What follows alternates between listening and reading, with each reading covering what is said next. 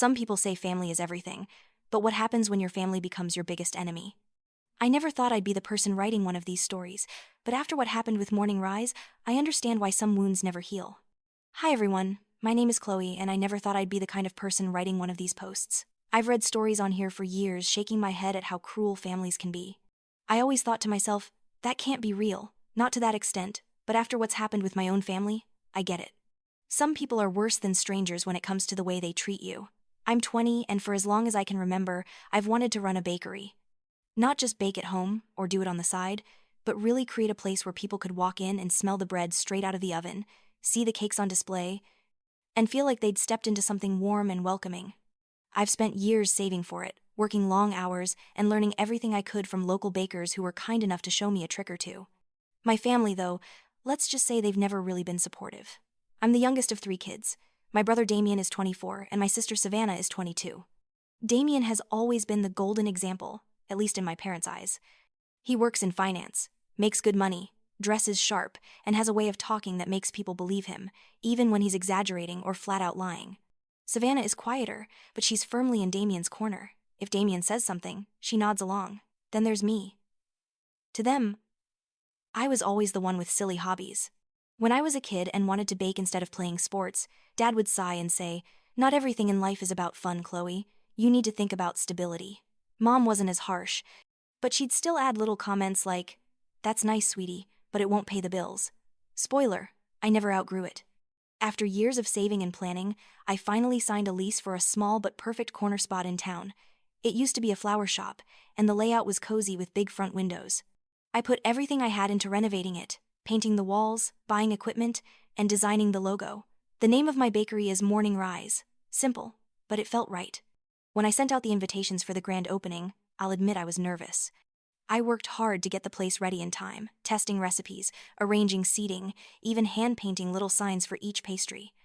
I wanted it to feel special. Of course, the most important thing to me was having my family there. Even after years of being dismissed, some part of me thought, maybe this time they'll see what I've accomplished. Maybe they'll be proud. The day before the opening, I texted our family group chat to remind everyone. Damien didn't respond, which wasn't unusual. He tends to ignore me unless he wants something. Savannah just sent a K and my parents said, "We'll try to make it." That phrase, "we'll try," has been the soundtrack of my life. It's never a yes, never commitment, just that lukewarm maybe. I woke up at 4 a.m., the day of the grand opening, to start baking. By 7 a.m., the place smelled amazing. Fresh cinnamon rolls, croissants, loaves of sourdough. I even made a special cake, intricately decorated, just in case my family came. The first customers trickled in around 8. And by noon, I actually had a small crowd. Strangers were complimenting me, telling me how much they loved the atmosphere. Some even asked if I was hiring. I should have been on top of the world, but I kept glancing at the door. Every time it opened, my heart jumped, thinking maybe it was Mom and Dad, or maybe Damien would surprise me, or Savannah would stop by. Hour after hour passed, and nothing, not a single familiar face. By late afternoon, when the rush had died down, I checked my phone. That's when I saw a photo in the family group chat. Damien standing on a stage holding a framed certificate with my entire family smiling around him. They were at his promotion party. Apparently he'd been promoted to senior vice president, or something along those lines. The caption under the photo from my mom read, "So incredibly proud of our Damien, a true success story." I don't think I've ever felt a mix of anger and sadness that strong. I was sitting in my own bakery, something I had built from nothing. And they were all celebrating Damien, not even bothering to tell me they wouldn't come, not a single message of apology, just silence. And then that photo, like rubbing salt into the wound. I closed up that evening, feeling hollow. As I was locking the door, my phone buzzed again. It was a text from Dad. For a split second, I thought maybe it was an apology, maybe an explanation. Instead it read, "Chloe, we need to discuss the bakery. Be at the house tomorrow evening. Alone." The timing couldn't have been worse. I had just spent 12 hours on my feet baking, smiling for customers, pretending not to notice the empty corner where my family should have been sitting. The last thing I wanted was to discuss anything with him. Still, I've always been the one chasing after their approval. The next day dragged on. I opened the bakery again, and thankfully, customers started trickling in. A few even came back from the day before, saying they love the bread. That gave me a little spark of hope that maybe, just maybe, this business could work. But in the back of my mind, all I could think about was that conversation waiting for me at my parents' house. By the time I drove over there that evening, my stomach was in knots. Their house hasn't changed much since I was a kid. Same dark brick exterior, same neatly trimmed hedges, same creaky front gate. Walking up the path, I felt like I was 12 again, bracing myself for one of Dad's serious talks. Mom answered the door. She gave me a brittle smile, but it wasn't warm. "Chloe, you're here," she said like I was an appointment she hadn't been expecting. "No hug, no how's the bakery going?" Just a flat tone. Inside, I saw Savannah sitting at the dining table, scrolling through her phone, barely looking up. Damien was there too, of course, lounging in Dad's favorite chair with one leg crossed over the other, looking like he owned the place. He smirked when he saw me. Well, if it isn't the baker girl," Damien said. "How many cupcakes did you sell today, princess?" I bit down the urge to respond. I knew if I snapped back, it would only give him more material to use against me. Instead, I sat down at the table across from him. Dad came in a moment later, carrying a stack of papers. He didn't bother with small talk. He placed the papers on the table, sat down, and folded his hands.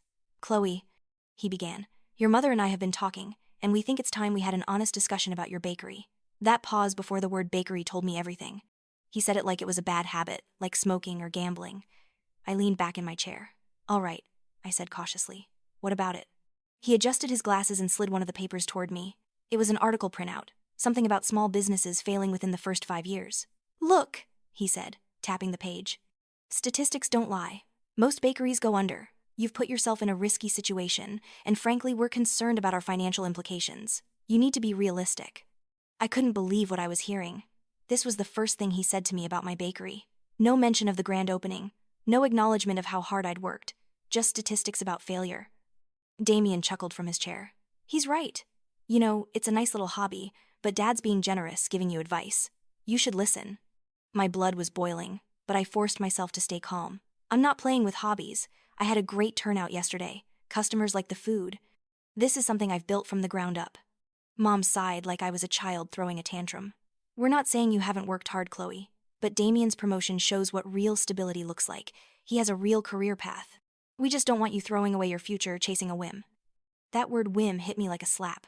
After everything I'd done, they still saw it as some childish distraction. Savannah finally chimed in, not even looking up from her phone. "Seriously, Chloe, just listen to them. Don't be a cliché." I looked at each of them, feeling a mix of rage and hurt. Then I turned back to Dad. "So why am I here? What exactly do you want to discuss?" That's when he dropped the bomb. "We think it would be wise if Damien helped oversee the financial side of your bakery," Dad said firmly. "He has the experience to ensure you don't get in over your head. It would give us peace of mind." For a moment, I thought I'd misheard him. I stared at Dad, then at Damien, who was smirking like a cat who'd already caught the mouse. "Damien, run my bakery?" I asked slowly. "Not run it," Dad said quickly. "Just handle the important stuff. Finances, planning, things you're not equipped to handle. You'd still bake, of course." Damien leaned forward, grinning. "Think of it this way, Chloe. You do the fun part, kneading dough, frosting cupcakes. I'll handle the grown-up decisions. That way, everyone wins." Everyone except me. I sat there, my hands clenched under the table, trying not to let them see how much this was getting to me. My own family, who hadn't even shown up to support me, was now telling me I wasn't capable of running my own business and suggesting Damien, of all people, swoop in and take control. "I don't think that's necessary," I finally said, my voice low but steady. "I've managed the finances myself. I've got a detailed business plan. I've done research. I've saved money for emergencies. I don't need Damien overseeing anything." Dad's expression hardened. "Chloe, you are letting your pride blind you. This isn't about control. It's about guidance. We know what's best." Damien leaned back in his chair, crossing his arms. "Look, little sister, I'm just offering a lifeline. Take it or drown. I know what it takes to make money, and right now, I'm not sure you do." I felt my chest tighten. Everything about this was familiar. Damien talking down to me, Dad pretending it was for my own good, Mom silently approving while Savannah nodded along. They had spent decades underestimating me. "Do you even understand what you're saying?" I asked, my hands gripping the edge of the table. "I didn't just open this bakery yesterday. I've built this from nothing. I've put in the work, the money, the nights I didn't sleep. This isn't just a hobby. This is my life." Mom sighed again like I was being dramatic. "Chloe, we understand that, but life isn't fair. You can't just expect everything to work out because you worked hard. Damien is offering practical help. That's all." "Practical help?" I said slowly, my voice rising slightly. "You mean taking over the parts I've been handling so you can claim credit for any success, and I'll just bake the cupcakes?" Damien laughed, a light, condescending chuckle. "You're making it sound so dramatic. I'm just trying to help. And honestly, Chloe, You don't have to be so defensive. No one's taking your passion away. You'll still bake, but you're inexperienced. You'll make mistakes. I leaned forward, resting my elbows on the table, and spoke slowly, deliberately. Do you know why no one came to my opening yesterday? I asked, looking each of them in the eye. Because you all had something else to celebrate. Damien's promotion, and you didn't even bother to tell me. Not one of you. You left me to close up the bakery alone. Do you understand how that feels? There was a brief silence. Savannah finally put her phone down and looked at me, a flicker of guilt or maybe annoyance crossing her face. Damien shrugged. Dad cleared his throat. Mom's expression didn't change much. It was a scheduling conflict, Mom said finally in that tone that made it clear she thought I was overreacting. A conflict, I repeated incredulously. You mean you chose Damien over me? You chose him and left me out. And now, after everything you want to tell me, I need his help running something I built myself. I picked up the papers Dad had laid out, looked at Damien, and then at my parents. You're not helping, I said slowly. You're trying to control me. You're trying to take credit for something you had nothing to do with, and you can keep your guidance. I don't need it. Not from any of you. Dad's face darkened. Then he slammed his hand on the table. That's enough, Chloe. You're being ridiculous. You'll see soon enough that you can't do this alone. And when you fail... I stood up so quickly the chair screeched against the floor. I won't fail, I said, voice rising with conviction. And when I succeed, it won't be because of any of you. It will be because I believed in myself when no one else would. Damien laughed, a hollow sound that didn't reach his eyes. We'll see about that. But before I could even begin plotting what that would look like, Mom's phone buzzed. She glanced at it, then looked up with a small, satisfied smile. You might want to see this, she said, passing her phone across the table. I took it, my stomach dropping. On the screen was a notification from a local business blog. There was a picture of my bakery packed with customers, a line stretching down the street. But then my eyes went to the comments. There at the very top, someone had left a comment that made my heart sink. Looks like someone's trying to compete with Damien's franchise. Hope they know what they're doing. And that's when I realized my family wasn't done with me yet. Not by a long shot. I stared at the comment on the blog post, not from fear, but from a sudden burning clarity. My family had underestimated me for the last time. I took a deep breath and felt a strange calm take over. For the first time in years, I wasn't pleading for approval or trying to win their respect. I was planning my next move. I spent the night at my apartment, pacing back and forth, thinking. They thought they could insert themselves into my business and take control. They had no idea how careful I'd been. Every detail, every transaction, every recipe. They were mine. They had no leverage. But leverage wasn't what I wanted. I wanted a statement, a lesson they wouldn't forget. I started planning carefully. First, I documented everything. The grand opening, the customer names, the positive reviews, even the blog post comment. I made sure there were receipts, photos, social media posts. Everything was traceable. Then I began thinking about the one area they'd always tried to exploit: money. My parents had always pushed the narrative that I was irresponsible, that I couldn't handle finances. If I could prove them wrong in the most public way possible, it would sting. The next morning, I opened the bakery with renewed energy. I was no longer just baking for customers. I was baking with purpose. Every loaf of bread, every slice of cake, every croissant was a statement. I can do this. I am doing this. As the day went on, I started reaching out to local businesses, sending samples and inviting them to come in and try the bakery. I was creating a web of connections that would make the bakery impossible for my family to ignore. By late afternoon, I had 3 local cafes agreeing to carry some of my pastries and a catering company interested in having me handle desserts for events. Meanwhile, I kept an eye on the family group chat. Naturally, Damien had already posted a smug update about his latest work victory. Mom commented something supportive, and Savannah sent a thumbs up. I didn't respond. Not yet. Patience was part of the plan. The next week was intense. I was in the bakery almost constantly, testing new recipes, perfecting old ones, and making connections in the community. Each day, I gained confidence. Every positive comment from a customer, every compliment, every repeat visit built the armor I'd been lacking for so long. Then came the day that made me realize I had my first real opportunity for payback. A local food magazine, Urban Eats, reached out. They wanted to feature Morning Rise in an upcoming issue, highlighting unique bakeries that had opened despite challenges. This was huge. The feature would be online and in print, reaching hundreds of thousands of people. Over the next few days, I prepared for the visit meticulously. I cleaned the bakery top to bottom, rehearsed the story I would tell, made sure the pastries looked perfect for photos. I even made a special cake, exquisitely decorated, for the editor to photograph. Everything had to be flawless. Then, on the day of the magazine shoot, I noticed something odd. Damien had somehow gotten wind of it. But suddenly, there he was, walking down the street toward the bakery, dressed in his usual crisp suit, looking as if he had arrived to claim territory. My heart pounded, but I didn't let him in.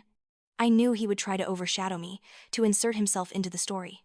I blocked the door politely and explained that the visit was private, that it had been scheduled in advance. He raised an eyebrow, clearly unimpressed, but he left without making a scene. After the editor arrived, the shoot went flawlessly. I told my story, showing the process, the ingredients, the techniques, and the passion that went into every item. The editor was impressed, asking questions, taking photos, and even posting live snippets to their social media. By the end of the day, Morning Rise was trending locally. That evening, I checked the family group chat. Of course, Damien had already posted a photo from his day at work, but there was no mention of the bakery. But then a comment came from one of my mother's acquaintances who apparently followed the local business scene. "Chloe, your bakery is getting a lot of attention. Urban Eats just featured it. So inspiring." I could practically hear the tension through the screen. I smiled, leaning back in my chair. The first move had been made, and I was already feeling the thrill of the game. That night, my phone buzzed again. "Dad, Chloe, we need to talk. Urgent. Call now." I looked at the message, then at the bakery around me. I knew what was coming. But this time, I wasn't scared. I set my phone down, took a deep breath, and smiled. The next morning, I woke up early, determined to push things forward. I started by expanding my reach in the community aggressively. By midweek, I had secured several contracts: my pastries in 3 cafes, a local deli, my first wedding catering gig, and a major contract with a boutique hotel chain for daily pastry supply. Each deal I closed, I documented meticulously. This wasn't just business, it was ammunition. Then the magazine published the feature online. It was more than I'd hoped for. A sprawling, glowing feature with vibrant photos of Morning Rise, highlighting the pastries, the decor, and my story of opening the bakery despite the odds. The comments section was flooded with praise. I knew this was the moment to strike. I sent the link to the family group chat with a short, precise message. "Morning Rise in Urban Eats. Check it out." Within minutes, Dad responded, his tone stiff. "Chloe, this isn't a game. You're getting reckless. Let Damien help." Mom followed. "We're deeply worried. You're risking everything." Savannah chimed in. "Why are you doing this to yourself? Just be careful." And then Damien, his condescending smirk almost audible through text. "A flash in the pan, Chloe. Don't get ahead of yourself." I didn't respond. I didn't need to because the proof was already out there and it was undeniable. The following weekend, I held a community tasting event at the bakery. I invited everyone who had supported me so far, the local cafe owners, neighbors, press contacts from the magazine, and all my new business partners. The place was packed. People were taking photos, asking questions, and genuinely enjoying the pastries. For the first time, I saw what I had built reflected in the faces of others: respect, admiration, and excitement. As if on cue, the family showed up. Not invited, of course. They just appeared, curious to see what I had been doing. Damien walked in with that same smug grin, clearly expecting the bakery to be mediocre. Dad's expression was cautious. Mom's measured, and Savannah looked like she wasn't sure if she wanted to be impressed or annoyed. I greeted them politely, keeping my tone neutral. "Welcome," I said. "Feel free to look around." Damien's eyes scanned the room. He stopped mid-step when he saw the line of people waiting outside. This is a lot," he muttered, clearly unsettled. Dad cleared his throat. "Chloe, we didn't realize." I interrupted, calm and measured. "You knew exactly what this would look like. You just didn't think I could pull it off." Mom's jaw tightened. Savannah's expression shifted to unease. Damien, for the first time, looked genuinely uncomfortable. He was out of his element. I led them to the display case, showcasing the pastries. I pointed out the orders already placed, the contract secured, and the feature in the magazine. All of this happened while you were choosing to ignore me and support Damien. And yes, I did it on my own. Damien opened his mouth, probably to say something smug, but he didn't get the chance. A regular customer, someone who had been in the line outside for over an hour, came up. "Excuse me," she said, looking at Damien and Dad. "Are you with the bakery?" Damien hesitated. No, we're just visiting." The woman beamed. "Well, this place is incredible. I thought maybe you were the owners, but clearly Chloe runs everything. You should be so proud of her." The words hit like a hammer. I could see the color drain from Damien's face. Dad shifted uncomfortably. Mom's tight-lipped smile faltered. Savannah looked away, embarrassed. I took a deep breath, feeling a satisfaction I had never felt before. "You see," I said softly, so only they could hear, "this is my success. Not Damien's, not yours, mine. And it's not because I needed your approval or interference." The family stayed for a few more minutes, watching quietly as I interacted with customers, taking orders, explaining pastries, and answering questions with confidence and warmth. Every interaction was a reminder that I had built something real, something they couldn't take away, and something they couldn't control. Finally, they left. Not a word of congratulations, not a single acknowledgement of what I had accomplished. They didn't even look at me, but I didn't care. I had proven my point. That night, I locked up the bakery, exhausted, but exhilarated.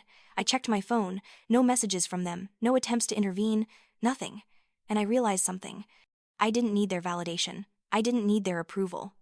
I had everything I had ever wanted. A successful business, respect from my community, and the satisfaction of showing them exactly what they had underestimated. Damien was furious, though he would never admit it. Dad and Mom still obsessed with control, still trying to manipulate, but powerless now.